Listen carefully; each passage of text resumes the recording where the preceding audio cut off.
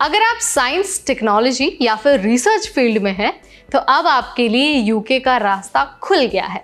दरअसल यूके अब भारत से ज़्यादा टैलेंटेड प्रोफेशनल्स को बुलाना चाहता है और इसके लिए उन्होंने ग्लोबल टैलेंट वीज़ा स्कीम को और ज़्यादा ओपन कर दिया है। लेकिन सवाल ये है कि आखिर ये वीज़ा है क्या, कैसे मिलेगा, कितना खर्च आएगा और इसमें इंडिया का क्या रोल है। हम आपको ना इन सारे क्वेश्चंस का आंसर देने वाले हैं, बहुत आसान भाषा में समझाएंगे सिर्फ इसी वीडियो में। नमस्कार, मेरा नाम है नेहा उपाध्याय और आप देख रहे हैं एनबीटी टेक एड। दरअसल 20 जून को इंडिया ग्लोबल फोरम में लंदन में एक बड़ा ऐलान हुआ। यूके के साइंस मिनिस्टर लॉर्ड पैट्रिक ने कहा कि ब्रिटेन अब इंडिया के साथ साइंस और इनोवेशन में मिलकर काम करना चाहता है। उनके शब्दों में अगर कहें तो सरकारें तो सिर्फ गेट खोल सकती हैं, लेकिन असली साइंस तो विज्ञान और वैज्ञानिक के बीच होता है। यानी अब दोनों देशों की सरकारें ऐसा माहौल बना रही हैं जिससे इंडियन साइंटिस्ट, रिसर्चर और इनोवेटर यूके में जाकर काम कर सके।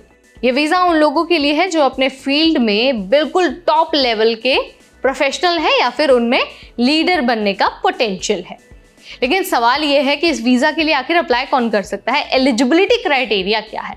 तो देखिए, scientist, research scholar, artist, technology expert और कल्चर, एजुकेशन या फिर इनोवेशन फील्ड से जुड़े हुए टैलेंटेड लोग इस पूरे के पूरे वीज़ा का फ़ायदा उठा सकते हैं।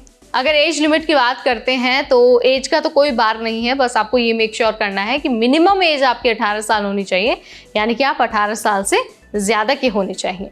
इसके अलावा अगर हम वीज़ा को एक्सप्लेन करते हैं ना तो इसमें 2 स्टेप होते हैं। पहला है इंडोर्समेंट, यानी आपको यूके की किसी ऑफिशियल बॉडी से अप्रूवल लेना होता है, जैसे साइंस के लिए रॉयल सोसाइटी, टेक और डिजिटल के लिए टेक नेशन या फिर उसका नया रिप्लेसमेंट।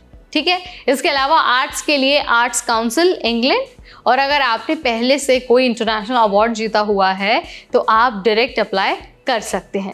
अब देखिए, ये जो स्टेज है ना वो पूरी होने में 4 से 8 हफ्ते लगा सकता है। उसके बाद जो दूसरा स्टेप है वो है वीज़ा एप्लीकेशन। तो देखिए, इंडोर्समेंट जब आपको मिल जाता है तो इंडोर्समेंट मिलने के बाद आप वीज़ा के लिए अप्लाई करते हैं UKVI के ज़रिए। इसमें क्या होता है, प्रोसेसिंग टाइम होता है लगभग 3 हफ्ते अगर आप इंडिया से अप्लाई कर रहे हैं तो।